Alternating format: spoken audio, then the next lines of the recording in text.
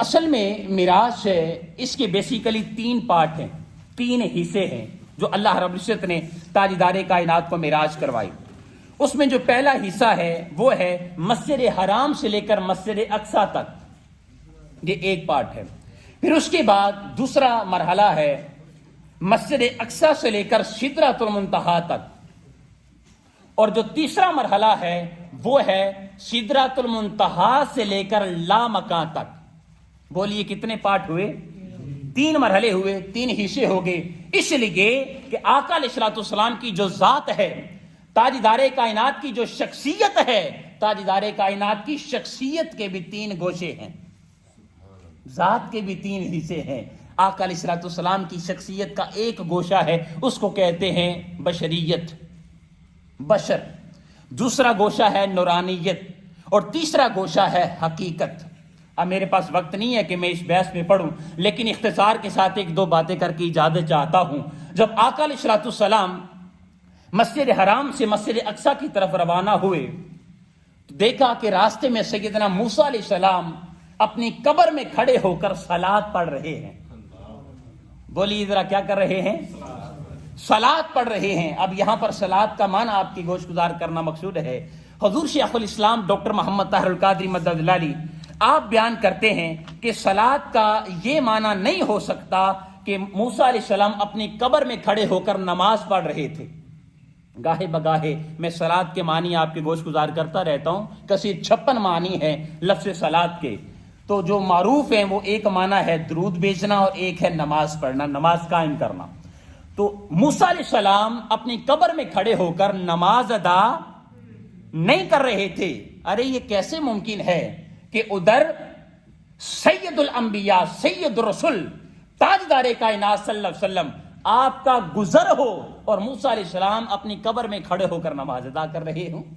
بلکہ نماز نہیں، صلات کا معنی یہاں پر کیا لیا جائے گا کہ جب آقا علیہ الصلوۃ والسلام کی سواری براق آپ کی قبر مبارک کے پاس سے گزرا تو موسیٰ علیہ السلام تاجدار کائنات پر درود و سلام پڑھ رہے تھے، آقا علیہ الصلوۃ والسلام پر درود بھیج رہے تھے۔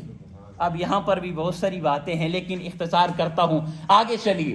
آقا علیہ الصلوۃ والسلام نے مسجد اقصی میں تمام انبیاء کرام کی امامت کروائی تو آقا علیہ الصلوۃ والسلام کی شخصیت کا جو ایک گوشہ ہے جس کو بشریت کہتے ہیں، جب تمام انبیاء کی، رسول کی امامت کروائی تو آقا علیہ الصلوۃ والسلام کی بشریت کی معراج ہو گئی، بشریت کی معراج ہوئی۔ پھر یہاں سے سفر جب آسمان کی طرف سدرۃ المنتہا کی طرف جاری ہوتا ہے تو پہلے آسمان پر پہنچے تو وہاں پر آقا علیہ الصلوۃ والسلام کی ملاقات سیدنا آدم علیہ السلام سے ہوئی۔ دوسرے آسمان پر تاجدار کائنات صلی اللہ علیہ وسلم کی ملاقات سیدنا عیسیٰ علیہ السلام اور سیدنا یحییٰ علیہ السلام سے ہوئی۔ تیسرے آسمان پر سیدنا یوسف علیہ السلام سے ملاقات ہوئی۔ چوتھے آسمان پر سیدنا ادریس علیہ السلام سے ملاقات ہوئی۔ 5ویں آسمان پر سیدنا ہارون علیہ السلام سے ملاقات ہوئی۔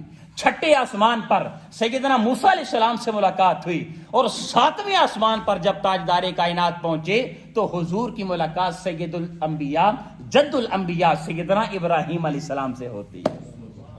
انبیاء سے ملاقات کرتے کرتے سدرۃ المنتہا پر پہنچی۔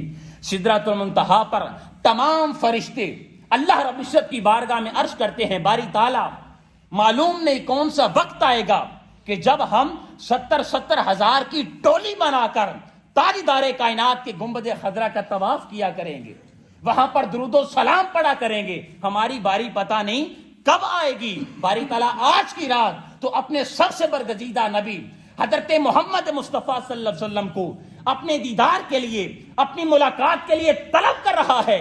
مولا ہم چاہتے ہیں کہ ہم بھی حضور کا دیدار کر لیں، ہم بھی تاجدار کائنات کا دیدار کریں۔ رب کائنات نے ارشاد فرمایا، اے فرشتو پوری کائنات سے سمٹ کر سدرۃ المنتہا کے مقام پر جمع ہو جاؤ۔ سدرۃ المنتہا کے مقام پر جب تمام فرشتے جمع ہو گئے اور جب تاجدار کائنات وہاں سے گزرے تو تمام فرشتوں نے تاجدار کائنات کا مکھڑا تک لیا، آقا علیہ الصلوۃ والسلام کا دیدار کیا۔ اب آگے جو سفر شروع ہوتا ہے دوستان جیواکار، محبت کا سفر ہے، عشق کا سفر ہے۔ اب सिदरतुल मुंतहा से जब आगे बढ़ने लगे, देखा बुर्राक भी रुक जाता है, सैयदना जबरील अमीन अलैहिस्सलाम भी रुक जाते हैं। हुजूर फरमाते हैं कि ए बुर्राक आगे बढ़ो। हुजूर मेरी यहाँ तक की हद थी, ए जबरील आगे बढ़ो। हाथ जोड़ते हैं, अर्ज करते हैं लौ दनौतु अन मिलातन ला तरक्तु, या रसूल अल्लाह, अगर जबरील अमीन इस मुकाम से आगे एक च्यूंटी के पर बराबर भी आगे बढ़ने की कोशिश की तो जबरील जलकर राख हो जाएगा। मेरी यहां तक ही परवाज थी, मैं आगे नहीं जा सकता। फिर ताजदार कायनात सल्लल्लाहु अलैहि वसल्लम के लिए दोस्तान जीवाकार एक सब्ज रंग का मलाकुती तख्त लाया जाता है जिसका नाम है रफ रफ। पहली सवारी का नाम था बुर्राक, दूसरी सवारी का नाम क्या है बोलिए? Rough rough. और भी मुख्तलिफ सवारियां जिक्र हुई हैं, लेकिन इख्तिसार की वजह से सारी चीज़ें मैं नहीं गुजार कर सकता। हादरीन मोहतरम, ताजदार कायनात के लिए सब्ज रंग का एक मलाकुती तख्त लाया गया। हुजूर ऊपर जलवा फरोश होते हैं, अब उस पर सफर कर रहे हैं। एक वक्त आता है नवारा वालों और हमारे मेहमानों, एक वक्त आया कि जहां पर वो रफ रफ भी रुक जाता है, रफ रफ भी रुक गया और हुजूर की बारगाह में अर्ज करता है या रसूलल्लाह, मेरी परवाज भी फकत यहां तक थी। रफ रफ जब रुक जाता है तो आका अलैहिस्सलाम को एक बुक्का नूर में दाखिल कर दिया जाता है, नूर के हाले में दाखिल कर दिया जाता है। अब नूर के हाले में अल्लाह रब्बुल इज्जत की तरफ सफर कर रहे हैं। आका अलैहिस्सलाम ने वहां पर थोड़ी सी अजनबियत महसूस की। भाई नई जगह हो तो इंसान थोड़ा सा अजनबियत महसूस करता है। जब हुजूर वहां पर पहुंचे तो हुजूर ने थोड़ी सी अजनबियत महसूस की। जब अजनबियत महसूस की तो गैब से आवाज आती है, किस या मोहम्मद इन्ना रब्बा का युसल्ली। जिनको अरबी आती है वही सुभान अल्लाह कहेंगे। जी क्या इरशाद फरमाया? किसी ने आवाज आई और वो आवाज किसकी थी? खालिक कायनात की आवाज थी।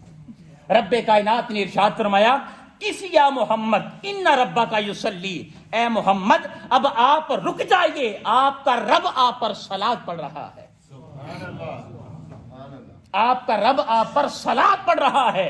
अब बोलिए मुझे कि सलात का माना यहां पर क्या लिया जाएगा? जी यहां पर सलात का माना क्या दरूद लिया जाएगा? भाई हुजूर जब पैदा नहीं हुए थे अल्लाह पाक तो उस वक्त भी ताजदार कायनात पर दरूद पढ़ रहा था। अभी हुजूर की जात मस्जिद हराम में थी, खालिक दरूद पढ़ रहा था। मस्जिद अक्सा में थी, खालिक दरूद भेज रहा था। आका अलैहिस्सलाम आसमानों की सैर कर रहे थे, खालिक तो उस वक्त भी दरूद भेज रहा था। अब वहां पर माना क्या है? किसी या मोहम्मद इन्ना रब्बा का युसल्ली, ए मोहम्मद अब आप रुक जाइए, आपका रब आप पर सलात भेज रहा है। हुजूर शेखुल इस्लाम डॉक्टर मोहम्मद ताहिरुल कादरी मद्ददलाली यहां पर फरमाते हैं कि यहां पर सलात का माना दरूद बोलिए नहीं लिया जाएगा। यहां पर सलात का माना क्या लिया जाएगा कि रब्बे कायनात ने इरशाद फरमाया, किस या मोहम्मद इन्ना रब्बा का युसल्ली, ए मोहम्मद अब आप रुक जाइए, आपका रब आपके इस्तिकबाल के लिए आ रहा है, आपका रब आपके इस्तिकबाल के लिए आपके करीब आ रहा है। दोस्तान जीवाकार, इसलिए अब कितना करीब हुआ सुम्मा दना फतदल्ला। अब मैं आपके सामने क्या क्या चीज़ यहाँ पर बयान करूँ इतने वक्त में, इसी पर इक्तिफा करता हूँ और